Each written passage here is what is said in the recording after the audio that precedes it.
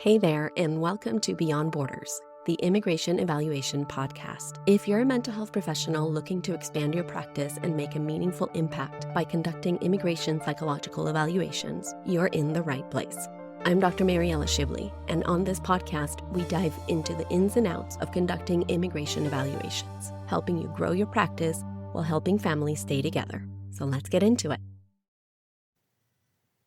Today's guest is a true leader in the field of immigration psychology and a powerful advocate for equity in mental health access. Dr. Lynn Moore is a licensed psychologist based in Portland, Oregon, and the founder and executive director of IMPACT, the Immigration Psychology Access Team, which is a nonprofit organization that provides high-quality, subsidized psychological evaluations for low-income immigrants. Through IMPACT, Lynn helps ensure that critical mental health documentation is accessible to individuals whose legal cases often depend on it. Dr. Moore earned her doctorate from Boston University, completed her internship at Massachusetts General Hospital, and is a qualified forensic psychologist. She served as a psychology instructor and clinical supervisor at Harvard Medical School, and is the former president of the Oregon Psychological Association. She's also a national trainer and consultant. She mentors clinicians who want to do this work. And in recognition of her contributions, she received the 2021 Richard Ginsburg Outstanding Leadership for Immigration Rights Award. So it's a real treat to have Dr. Lynn Moore join us today. Welcome, Lynn. Thank you so much for joining me today. Well, why don't we just start at the beginning, right? Every mission-driven organization has a story, and I'd love to hear yours. So what inspired you to create your nonprofit? Was there a specific case or moment that sparked the idea, or how did you get there? How did we get there? How did we get here, right? So this nonprofit started in 2018, and I think the idea for it began around 2016. And that political landscape and the need for more low-income immigrants and refugees to have access to high-quality mental health evaluations, which you and I do for immigration purposes. And that became very clear. And so that was the inspiration that people needed more access. And I already knew, because I'd been doing these evaluations since 2005, that they really increased the chances of an immigrant or refugee obtaining legal status. And so that really made a difference. I know that more political asylum cases were approved or hardship waivers were approved when a psychological evaluation was included. But we needed more people, more clinicians to do these evaluations. And so that was really the inspiration. And how did you get started yourself? You said you started doing it in 2005. I was working as a therapist, a psychologist, clinical psychologist in my practice for many years. And I was approached by an immigration attorney in the community here in Oregon, in Portland, Oregon, that I didn't know him. And he asked if he could come meet with me. And we met, and he said, we really need clinicians to do these kinds of psychological evaluations for immigration purposes. And I responded, I have no idea what you're talking about. And he said, that's okay, we'll teach you. And it turns out he was kind of the grandfather of immigration attorneys here. I learned that later, that almost all the immigration attorneys I've worked with since knew him or had heard of him. But he kept his word. He taught me about what was needed, and he referred me to a few expert immigration attorneys who were willing to slow down a little bit and bring me along. And that's how I learned. I learned on the job from them in 2005. And so I started doing it that way. And the immigration attorneys had lots of advice and lots of corrections on my reports and so on. And as I learned more, then I realized we need more of this work to be done and more experts from our field, our clinical psychology field, to do these evaluations. Mm-hmm. And so you reached out to other therapists when it was time to do the nonprofit. So basically what mostly inspired you to do the nonprofit was the increase in need. And did the financial burden have anything to do with that, for the clients? For sure, because low-income immigrants and refugees couldn't afford these evaluations in the private sector, and so they were being left out, and that meant also their cases were going to court without a psychological evaluation. And so that was one of the primary factors. Access had to do with being financial capacity, many people not having financial capacity, and access not enough trained clinicians to do this work. And so Mhm. the clinicians I initially met with, there were 3 clinicians I called in, we had a meeting, whom I knew were doing some of these evaluations in the community, but we didn't connect before that. And so then we started meeting monthly, and we came up with a more systematic approach to the evaluations, a more systematic approach to training, and we began to think about how we could have some systematic funding for low-income immigrants and refugees so they had equal access. And that's how that's the name of our nonprofit, which stands for Immigration Psychology Access Team. That's how it began, I love it. And what year was that? 2018. 2018. And so you have a collaborative model, right? So do you work directly with attorneys or legal nonprofits? What do these partnerships look like? Yeah, we have a lot of partners that we work with. So to first describe we are now a team of 21 clinicians. Wow. So, and psychologists, licensed mental health professionals, so 21 clinicians on the impact team.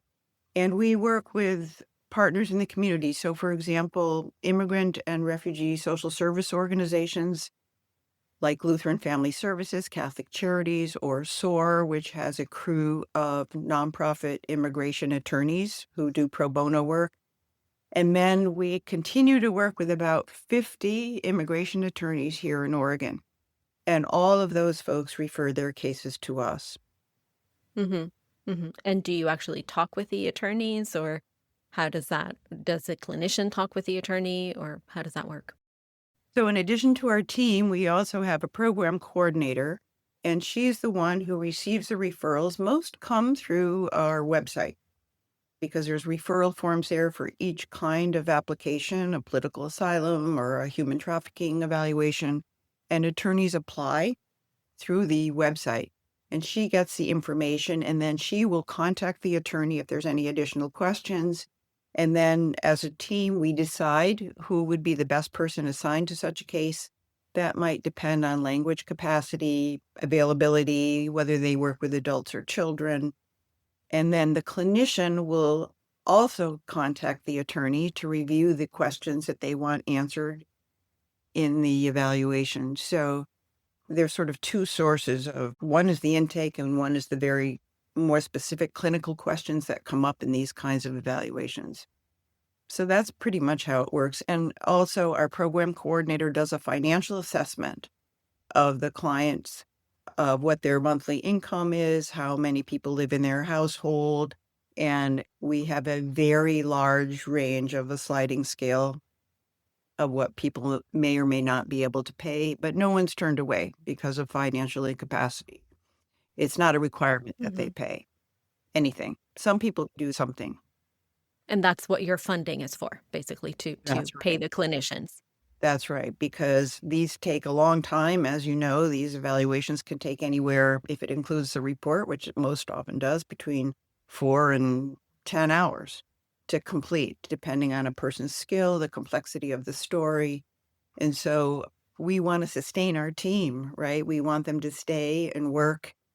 Most of our team members have practices, complete day jobs, and then do this work in addition to their practice. Some clinicians do more evaluations than others, and then we provide the consultation and support. So that's also part of our Mhm. partnering, that we have a monthly consultation group. People can discuss complex clinical issues or legal issues or get Mhm. individual supervision from any one of us on the senior team. Yeah, that's great because you're not just providing services, right? You also are training clinicians to do this work. Correct. So we train clinicians to do this kind of work through a workshop training and ongoing supervision in the beginning and participation in the consultation groups. And then that continues once people complete that training and if they join the team, so that people aren't doing this work alone. And we also have reciprocal training for our community partners. So our team is very well trained in performing trauma-informed work. So trauma-informed lawyering skills, how to navigate vicarious trauma. So we do that training in the community for community partners, for caseworkers, attorneys, paralegals, anyone working with immigrants and refugees that may feel the need to have more clinical skills in navigating, especially the trauma that comes up in any kind of interview.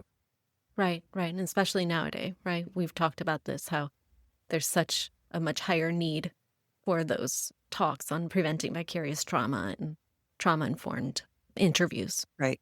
That's right. That's a big part of the work. That's part of the skill building on our team. I mean, most clinicians come to this work with trauma-informed clinical skills, but it's a particular emphasis on that, as you know, in these immigration evaluations, because the human stories are so horrific and the trauma is so great and the complexity of that.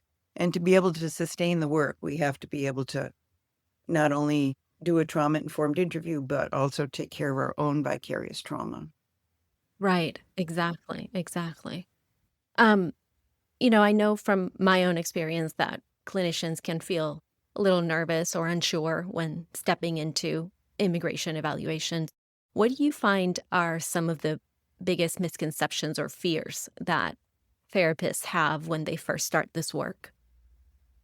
One of the fears is the whole legal system, right? Do I have to go to court? Do I have to testify? I don't know the laws. I don't speak that language. I think that's a very big fear, especially initially. So that's one. And it's not a misconception, really. It's a fear because there may be parts of that we didn't know or don't know. And so that's something clinicians need to learn in order to do this work.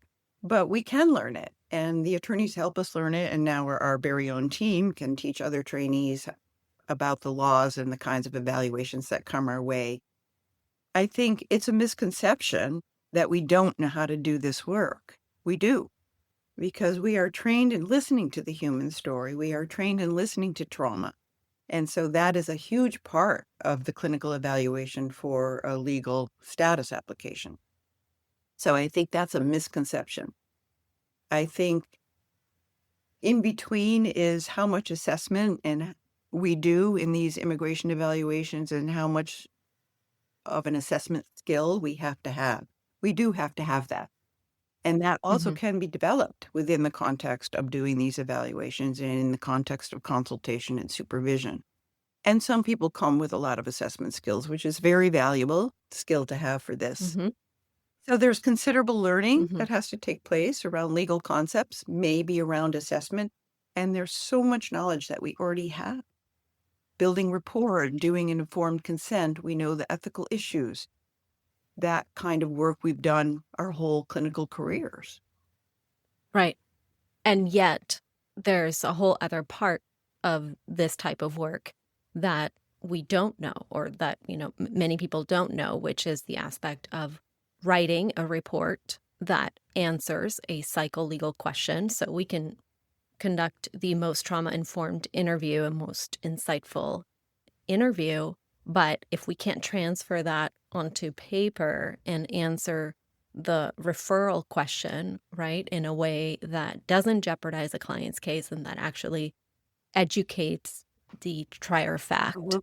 that is really the ultimate goal. And for that, we need to have a little bit of background in the law, immigration law, which is extremely complex, but which is probably why you train individuals as well. You don't just take them, oh, you're a therapist, you're licensed, come on over, right? It's a process. It's a lengthy process. It's about a 1-year training in our program. By the time people do 3 pro bono evaluations with 3 hours of supervision on every case, including the writing skills. So the writing skills is another fear that people talk about this work, Hmm. and it's realistic. It does require writing, and the writing is really important because that's the product of the evaluation and what we work with.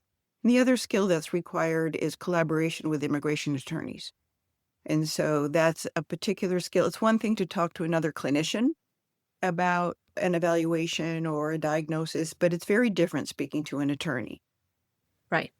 Absolutely.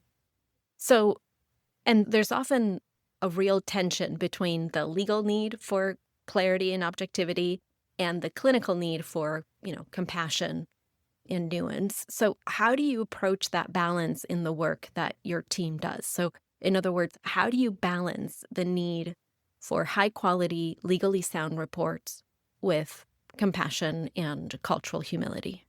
Yeah, that's the trick, isn't it? I mean, that Yes. integration is really important. So let's start with the second part, the compassion and humility. Most clinicians come with that to this work, or we hope for that, right? We hope that people are trained in cultural humility, to have an understanding of mental health and mental illness across cultures, may or may not have capacity to do evaluations in other languages, and have compassion. It's often why people have gone into this work. So that piece is usually in place. How to translate that or interpret that into language that one, an attorney can understand, and then ultimately a judge can understand is another kind of work.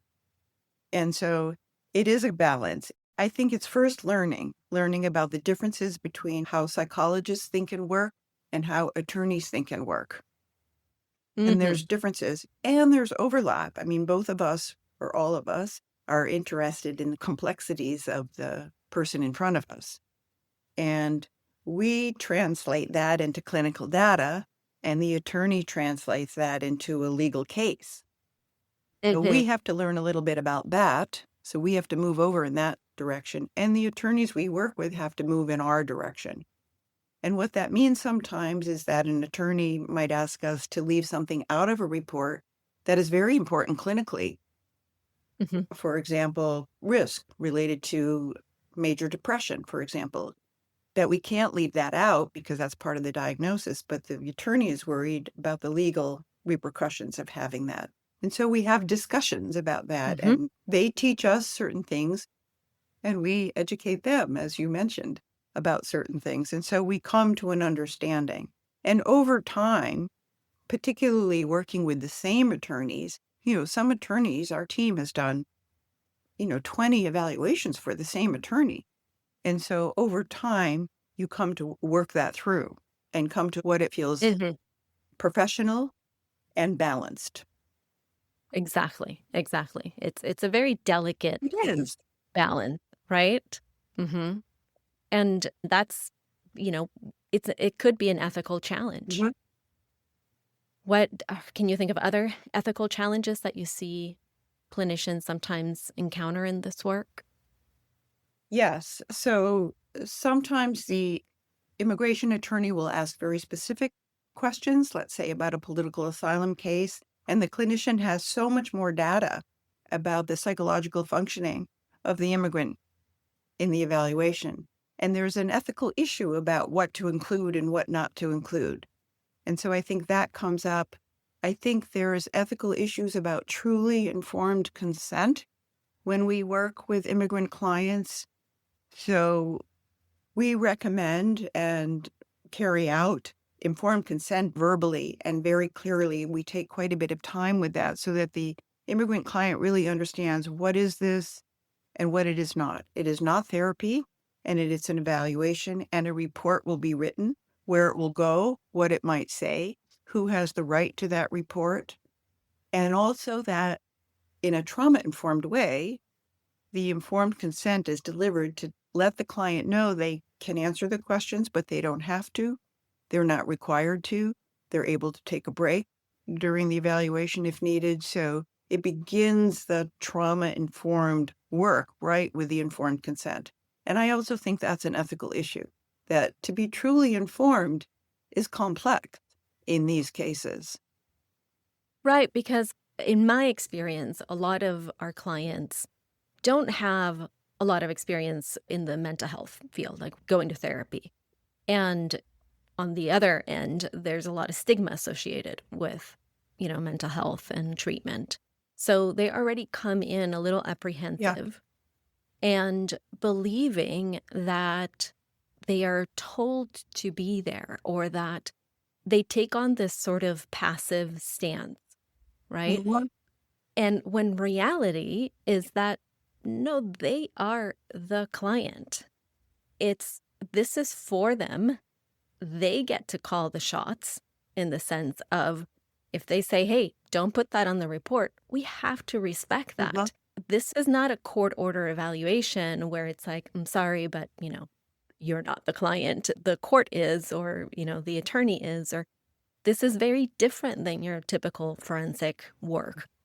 And what you're talking about in a way is sort of educating them about their own sense of agency, that they do have rights and they do have boundaries that we are more than willing to Mhm. respect. That's right. That's right. And it's voluntary. It's a voluntary evaluation. And sometimes based on the immigrant's history, they may or may not understand that. For example, I remember giving this very thorough, informed consent information and working with the client before starting the evaluation. And at the end of that process, I said, do you have any questions about what we're going to do here during this evaluation? Hmm. And the client asked, are you the police? Mm. So that gave me information that the client did not have yet informed consent, right? They Right. didn't understand yet what we were going to be doing. And so we had to do it again in a different way until we reached some point of understanding so that we could continue. And that was based on the client's trauma, history of trauma. That Exactly. was their experience. And so Right. you're right. It's a tricky thing, but it is the ethical approach to these evaluations. I think the other issue that comes up that you and I have talked about before is we have to stay true to the clinical data when we write our reports, that we are not advocating for the client. We are not advocating for the attorney who might want us to say something in a specific way. And we're not advocating for ourselves and our own bias about what should happen. So that's also an ethical issue that has to be very clearly taught and learned in order to do this work.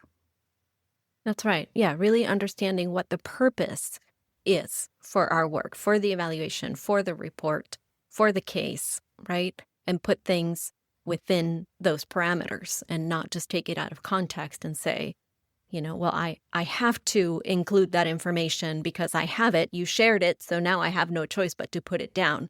That doesn't make any sense in a lot of ways, Yep. Right. right? What we leave out is quite important, as you and I have talked about sometimes.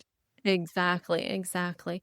And yeah, along those same lines, I always start my evaluations by asking, do you know why you're here Mhm. today? So get that out of the way in the sense that let's make sure we're both on the same page. Because again, as I said, they come in almost like deer in the headlights. And I don't know, my attorney told me to come and here I am. What do you want to do to me? Right. Right? And it's really, nope, this is not what I'm doing to you. This is what we're doing together. I'm just sort of guiding you in sharing your story for your case that your attorney is handling, Yeah. And right? that's a really important understanding to come to right away. The other common misunderstanding, even though at the beginning we will say, this is not therapy and the purpose of the evaluation, at the end, clients will often say, and can you be my therapist? Yes, Right? I Still know. happens. And so boundary is also important to keep and also important to make a referral for when people need more treatment. Yes, absolutely. Absolutely. If you're ready to grow your income and impact, head to the link in the description box to learn more about my training program. For now, let's get back into the episode. Well, let's switch gears a little bit. Mhm. So the question is, I want to ask you about like if you've seen changes in the legal landscape, policy, public attitude, USCIS. I know the answer to this, but I would love for you to share it, for all our listening. So anything that's made your work more urgent now more than ever. Yes. So we've seen a lot of changes since January 2025. Our referrals are up. For example, in June and July, we've had 42% more referrals than we had last year. And so we now have a waiting list that's longer than it has ever been. It's about a 2-month waiting list, 2 to 3 months, and it used to be less than a month. That's a very big change, and especially And that's with 21 therapists. that's with 21, right. Wow. Now, not every people don't work full time, right? Sure. But we have this team, we're doing at least 20 evaluations a month Mhm. and sometimes more, Mhm. depending on people's capacity and availability. So, yes. So the referrals have gone up. The referrals, as you already mentioned, are more urgent. The court dates are coming up quickly. There's also more evaluations of people who are already in detention, and the risk of family separation is extremely high. There are more referrals for unaccompanied minors than we've had in the past, and for children. And we always move those cases to the top of the list because of the urgency of a child needing safety. And so that's a big change. And then the cases are more complex. So it's not just one, maybe clinical diagnosis, it may be 3 or 4. And there may have been a major or minor legal infraction in their history, which makes the cases more complicated to write and to present to the court. More times than in the past, we're being asked to testify in court. And there's more requests for credibility and malingering assessments, which we didn't routinely do in the past, but that's come up much more often. So we're doing more training about that with our team because that's coming up. So there's been a lot of changes. Yeah. Yeah. And I know you've shared some experiences. I think you shared a clinician who had to go to court for a case and what their experience was. Do you want to share that firsthand experience? So one of our clinicians went to court prepared to testify and ultimately didn't get called to testify. And also, Which is typical. yeah, that can happen. It happened to me a couple of weeks ago. I Mhm. was there in the waiting room and I never got called to testify.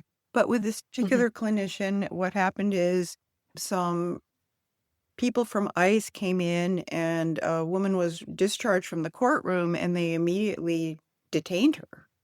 And that happened right there in the waiting room of the courthouse. And so what that means, it has a big effect on the immigrant community. So some people who would normally show up for their court hearings might not come, or they have a greater fear of coming to court when that's their legal obligation. And so that's really also what we're up against. Yeah. Yeah, and witnessing that and coping with that, because that can be very traumatic. Mhm. Traumatic for the clinicians, traumatic for the clients for sure. Oh, for As sure, and their family if this they're testimony around. is traumatic for Yeah. clients, especially. Mhm. Mhm. Yeah. This work can be, well, of course, incredibly meaningful, but also emotionally heavy. Yeah. So how do you stay hopeful or energized in doing work that can be so emotionally draining?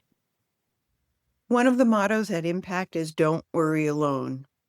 I love that. And that takes many forms. So one form is what I've already mentioned. We have regular consultation groups. We have consultation and supervision available from the senior team all of the time. And we let people navigate their own schedules, how many evaluations they will do, and so on. So they have some control over their own lives in that way. But also for me personally, so we have our EDGE group, the executive director group that you and I are members of, and we have 2 other executive directors of nonprofits, one in Nebraska, one in Texas, who meet with us on a monthly basis. And the 4 of us always have a lot to talk about because it's lonely work and it's Mhm. getting harder and more complex, as we just mentioned.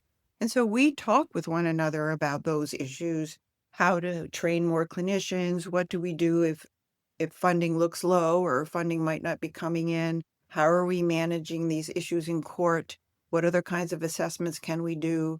And so that's one way to decrease the isolation. as well as internal trainings. So we have internal trainings on malingering or how to work with certain interpreters or working with Indigenous interpreters. Those kinds of things all reduce perhaps potential burnout of this work. I think also what you're asking is about hope, how to maintain hope. And perhaps paradoxically, I think doing the work interrupts helplessness and hopelessness. Doing the work means Yes. we're doing something, Yes. right? I love that. It Yes. really interrupts that because maybe one more family can stay together, or one more child is reunited with their parent or guardian, or one more person will get treatment from the trauma of human trafficking. That matters. That's saving a life in many ways. Absolutely. And it's a shift in perspective. It's the same case, same situation. It's just the other side of the coin, right? So in addition to everything that they're going through, it's what we are doing to try to make a difference and to try Mhm. to really help this person or these people have a better quality of life. Yeah, right. And so that feels like, okay, I may or may not, uh, you know, decide to go to a protest or even contribute to other efforts that are going on in the country, but we already are contributing. And so Yeah, I think that really helps. It helps me personally do the work and not, and have hope because it does make a difference. it absolutely does. Yeah. Yeah. Well, is there anything that I didn't ask you that you want to share with our listeners? I guess the most important thing that you probably, I guess we've already discussed it, is this: not to work in isolation. I think that's the most important piece because we need more people to do this work. It's an important part of what happens for immigrants and refugees in our countries right now. And as clinicians, we have expertise to offer and we can learn the additional pieces. That's not that difficult. And we can go accompanied through this work. We don't have to do it alone. And I think that's what allows us to continue to do it and to really and truly make a difference and to train other people to do it. I think you've had a big impact in training a lot of people, and as have we. And I think that that really matters, that that word needs to be spread and that we can carry on. We can carry on with this Yeah. work. And there's enough work. Oh, absolutely. Absolutely. And you have consultation groups that are open to the public, right? That are Mhm. not just for your clinicians. Do you want to share when they are or how people can reach? Yes. We have you? what we call our national consultation group. It meets on a Tuesday, I believe at noon Pacific time. I think that's correct. And Mhm. I can send you that information separately just to make sure that's correct. So that's a drop-in group once a month. And then if people want to get extra training, we can have people sign up for our training program or aspects of it, which include consultation or report writing skills, those kinds of things. And so Mhm. that works quite well because we do need more Mhm. people to do this work, as you know. Mhm. Absolutely. I agree. I agree. Yeah. Well, thank you so much, Lynn. This has been wonderful. And well, I know I'll see you next week All right. for our meeting. Yeah, thank you. And I've enjoyed our collaboration and I enjoyed talking with you today. And I think it's important to have these conversations and know that we're not alone here and there's much that we can do. Absolutely. Absolutely. Well, thanks again. Okay, carry on. Well, that's a wrap on today's episode. I want to thank Dr. Moore for not only sharing her expertise, but for the meaningful work that she's doing every day through Impact. She's making high quality immigration evaluations accessible to those who need them most and mentoring clinicians who want to do this work with skill and integrity. This conversation is a reminder that as mental health professionals, we're not just writing reports, we're participating in systems of justice, healing, and human dignity. And we don't have to do it alone. Whether you're looking to get started, deepen your clinical approach, or be part of something bigger, there are communities like Impact that can support you. So if this episode inspired you, please consider sharing it with a colleague, subscribing to the show, or leaving a review. And as always, you can find more tools, training, and support at psychevalcoach.com. Thanks so much for tuning in today. Take care and keep using your voice and your expertise to make a difference. I appreciate you spending time with me today.